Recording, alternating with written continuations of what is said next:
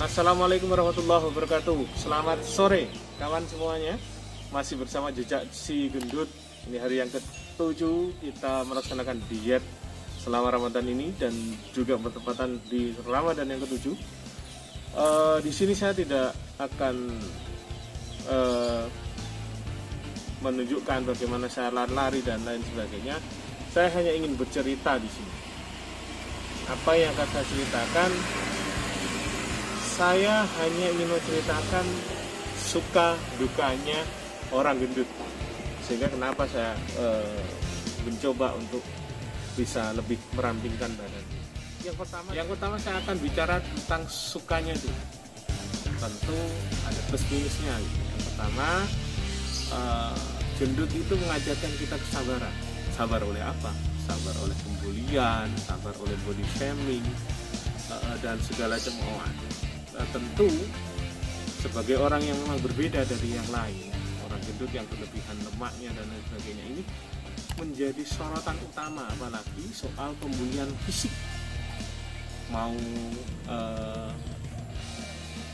pakai baju yang kecil susah, mau pakai beberapa sarana umum juga ketika ada pembatasan berat badan itu juga susah. Tetapi tadi intinya adalah sabar. Ternyata orang gemuk itu sebenarnya dilatih untuk sabar, karena dimanapun dia berada itu bisa menjadi sumber olok-olok, cemoohan dan ejekan. Nah, jadi sukanya adalah kita dilatih sabar dari dalam diri kita. Bahkan ketika Anda tahu ada anak kecil ketemu orang gendut, dia sudah bilang, oh gendut. Coba bayangkan ketika Anda berada dalam posisi itu, tetapi orang gendut ternyata dilatih untuk bersabar. Yang kedua, orang gendut itu sering kali mendapat prioritas, terutama prioritas tempat. Oh, yang gendut aja duluan, karena gendut nanti nggak cukup kalau 2 orang misalnya. Dia diberi tempat yang khusus, ada prioritas untuk yang gendut. Ditempatkan khusus, tidak sama dengan yang lain yang normal-normal aja. Itu yang kedua. Mungkin 2 itu aja kali ya kalau sukanya kali ya, atau mungkin hal-hal positif. Banyaknya yang sedikit. Nah, kita bergeser ke yang negatif atau duka. Yang pertama jelas gendut karena berbeda dengan yang lain pasti jadi bahan elek-elek, bahan ejekan, bahan olok-olok, body shaming dan lain sebagainya. Si gendut, atau mungkin dipanggil dengan julukan kentang, kentung, bom-bom dan lain sebagainya. Itu menjadi dukanya yang sering kali atau sangat terlihat dengan jelas. Orang gendut pasti akan dipanggil atau jadi bahan lelucon oleh teman-teman yang lain. Yang kedua, orang gendut itu identik atau dipandang orang sebagai orang yang bagus, makan banyak dan lain sebagainya. Jadi seolah-olah gendut itu makannya banyak, sehingga kalau ada acara kumpul bareng gitu, wah ini biar dimakan sama gendut, karena seolah-olah gendut itu suka menghabiskan banyak sekali porsinya. Memang iya sih ya, memang gitu ya, iya memang seperti itu. Tetapi tidak semuanya orang gendut, atau tidak selamanya gendut itu selalu laku, selalu banyak dengan makannya. Memang dia mampu untuk memakan yang lebih banyak, tetapi bukan serta-merta dia akan mengambil jatahnya orang lain. Itu yang kedua. Yang ketiga, seringkali orang gendut itu kesulitan untuk menggunakan sarana umum, apalagi yang standar-standar itu. Misalnya kita ke wahana wisata, mau ke go-kart, ada tulisan minimal sekian kilo. Nah itu kesulitannya bagi orang gendut. Mau menggunakan pelampung, itu aja pelampungnya juga terus tidak cukup kalau kita ke wahana rekreasi. Jadi sulit sekali bagi orang gendut untuk menggunakan sarana-sarana umum yang sifatnya adalah sarana-sarana yang ideal atau yang standar umum. Itu yang keempat, ini seringkali bermasalah dengan teman. Ada beberapa fasilitas yang misalnya miliknya teman itu keberatan kalau dipakai oleh orang-orang yang gendut. Misalnya saya pernah mengalami suatu ketika saya jalan kaki, ada teman saya motornya baru lewat di samping saya, dia sendirian, tetapi dia nggak nggak ngajak saya untuk barengan. Ternyata dia khawatir kalau motornya yang baru tadi sekopnya patah atau bengkok. Nah, itu saya tahu setelah berpikir beberapa hari, kenapa saya nggak di boncengin dia gitu. Baru saya mikir-mikir, oh ternyata baru ketemu setelah dia cerita seperti itu. Nah itu banyak hal lagi yang mungkin yang sedikit menguras hati, tetapi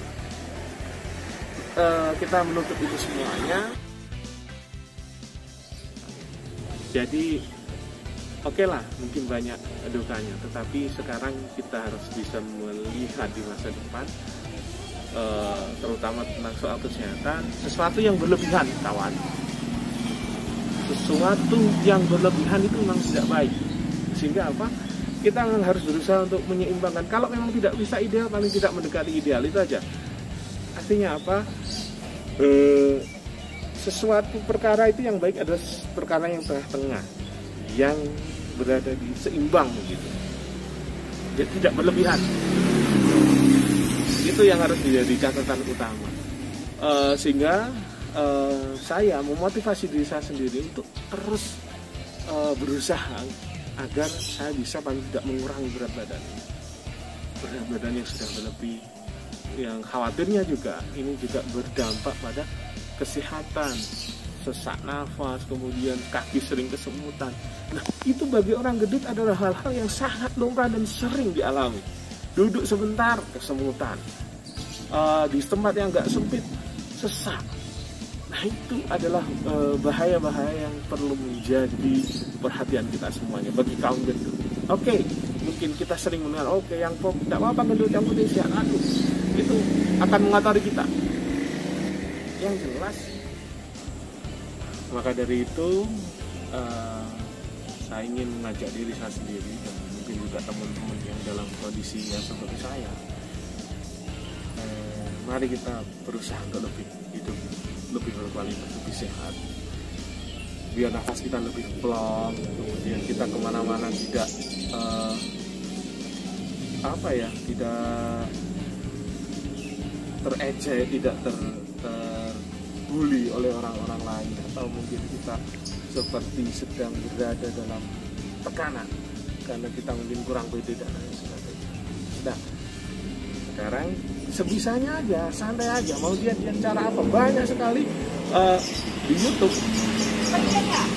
yang bisa kita lihat metode-metodenya, banyak sekali. Yang intinya adalah bagaimana kita bisa membakar lemak yang ada di sini. Itu aja sih sebenarnya.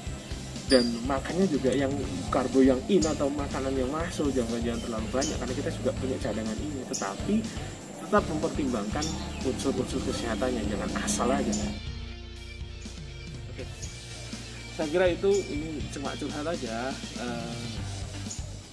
Tadi saya mencoba memotivasi saya sih sebenarnya, biar saya lebih semangat lagi sampai di hari ketujuh ini. Kita lihat di hari-hari berikutnya apakah memang kita mampu untuk mengurangi berat badan dengan cara suka-suka, enjoy aja, sebisa kita, semampu kita. Sampai jumpa minggu depan, besok ya, sampai jumpa besok. Mudah-mudahan apa yang kita usahakan bisa berhasil. Semangat!